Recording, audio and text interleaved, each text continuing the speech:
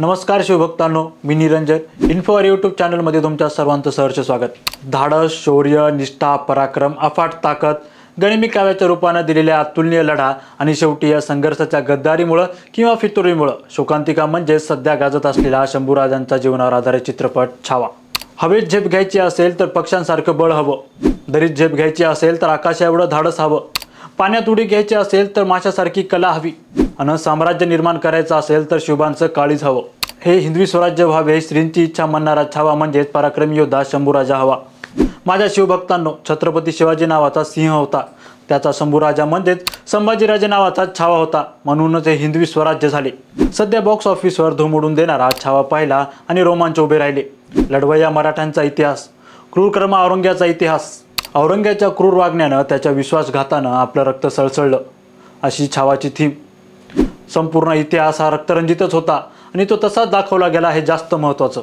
आपल्या राज्याचं व्यक्तिमत्व हे एका सिंहाला मागे टाकेल या स्वरूपाचं होतं आणि शंभूराजांची ही भूमिका यशस्वीपणे पार पाडणाऱ्या विकी कौशलनं पडद्यावर ते त्याच प्रकारे सादर केलेला आहे. तो आवेश, ती मुद्रा, तो संताप आणि प्रसंगीपणे तो हळवेपणा, सगळं त्याने अगदी मनोभावे आणि हृदयापासून उत्तमरित्या साकारले. शंभूराजे पुढील पिढीच्या लक्षात राहतील याची संपूर्ण तजवीज त्यानं करून ठेवली आहे.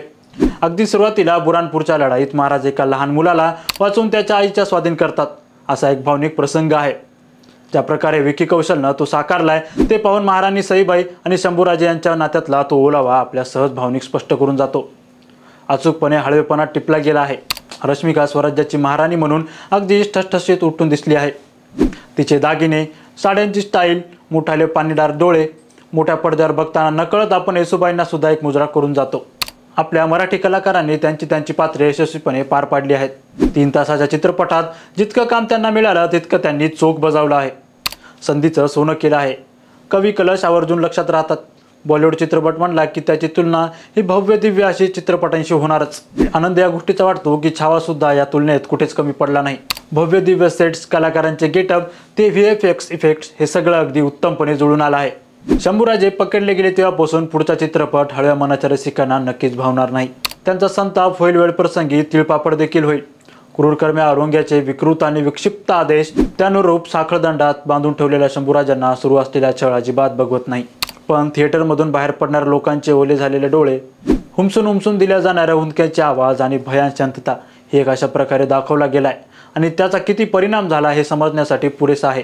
विकी कौशलने त्याच्या मेहनतीच्या जोरावर रणवीर सिंगचा बाजीराव आणि काश्मीरने साकारलेले शंभूराजे काही काळ विस्मरणात नक्कीच घालवले आहेत. इतकी वर्ष लोटल्यानंतर बॉलिवूडमध्ये आपल्या राजाच्या जीवनावर चित्रपट आलाय.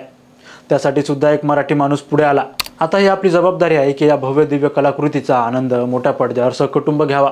हा सहज, सुंदर आणि धाडसी मराठमोळ्या संस्कृतीचा महती सांगणारा सिनेमा तुम्हाला नक्की आवडेल याची खात्री आहे.